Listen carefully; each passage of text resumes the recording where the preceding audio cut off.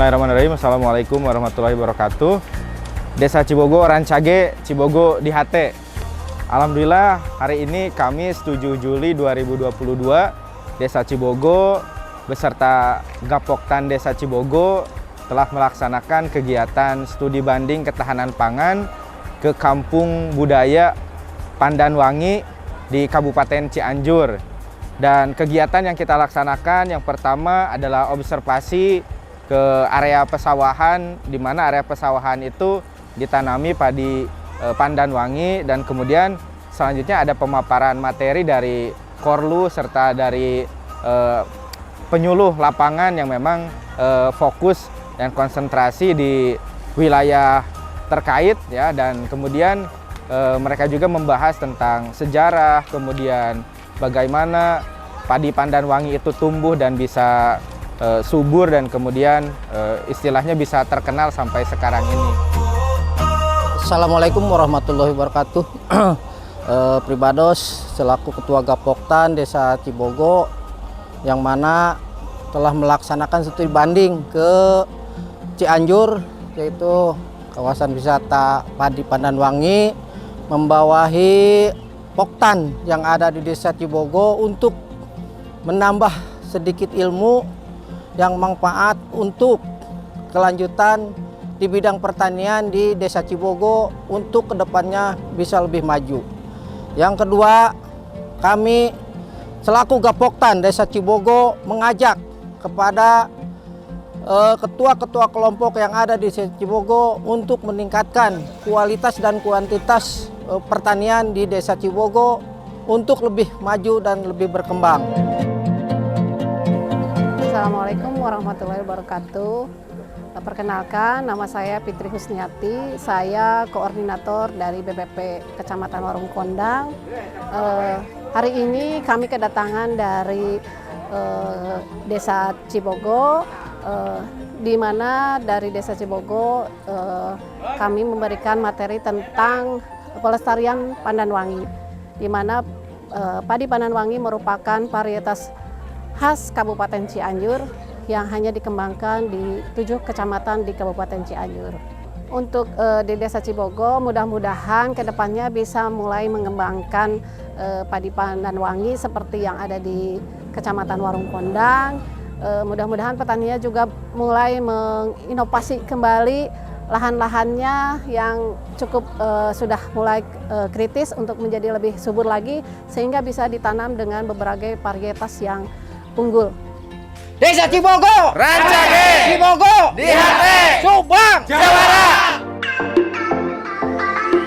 Dan kemudian selanjutnya kita akan melaksanakan kegiatan kunjungan yang kedua, yaitu ke Gunung Padang, di mana itu salah satu situs bersejarah yang memang ada di Kabupaten Cianjur. Jadi selain kita melakukan kegiatan studi banding ketahanan pangan, kita juga istilahnya studi sejarah juga gitu kan, karena memang mumpung kita masih di daerah Kabupaten Cianjur.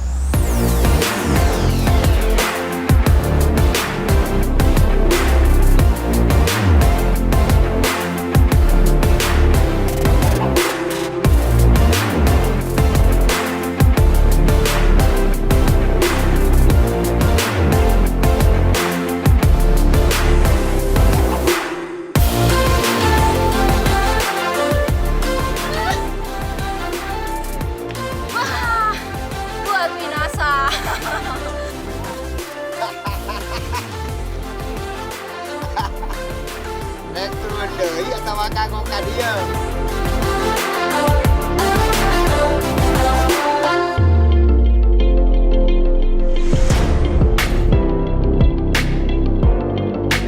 Oke, teman-teman, sekarang kita sudah di Gunung Padang ya.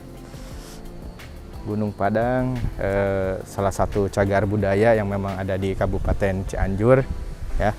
Dan ini tadi sudah dijelaskan oleh para ininya ya, bisa dibilang para penjaga situs Gunung Padangnya gitu, dari awal sampai di istilahnya sampai di kayak semacam atap kelima ya gitu. Dijelaskan terkait awal mulanya, penemuannya, sejarahnya gitu.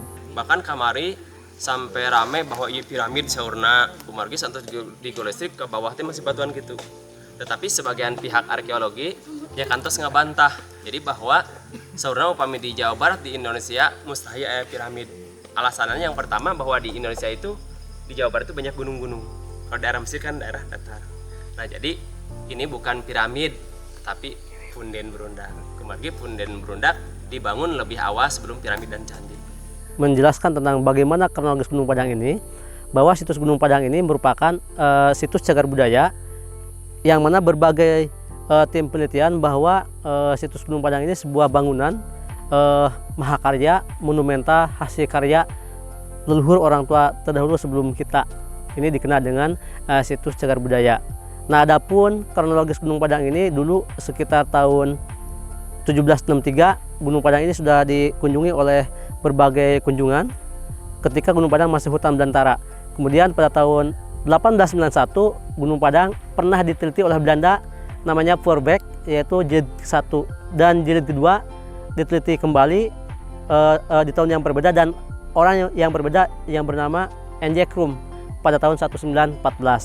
Kemudian pada tahun 1979 kakek saya di sini berladang membuka ini untuk lahan pertanian, dalam Sunda itu ngehuma. Nah, ini pernah ditanamin jagung, singkong, padi huma.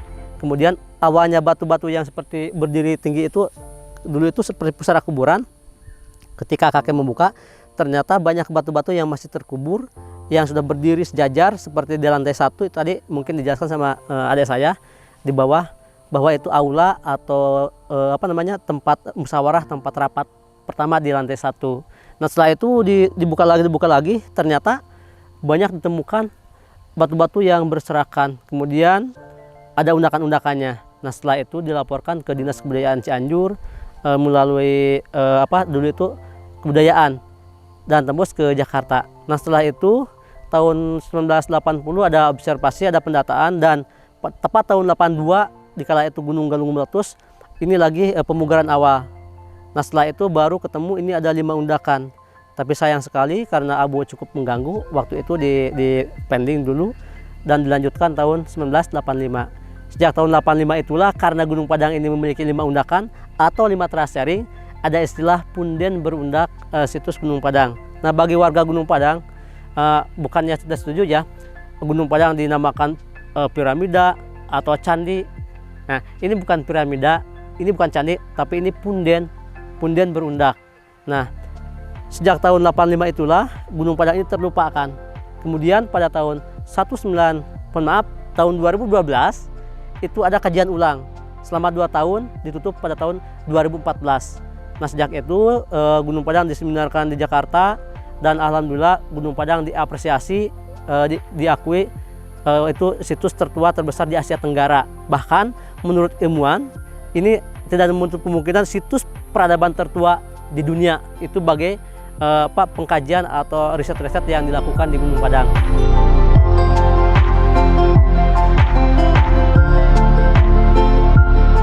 Jadi ya, ini mengedukasi kita terutama dalam hal sejarah tentunya ya. Karena ini berkaitan dengan sejarah Sunda yang merupakan istilahnya ya budaya kita juga gitu. Selain jalan-jalan, refreshing segala macam, kita juga dapat ilmu pengetahuan terutama dalam hal sejarah gitu. Itu aja paling sip.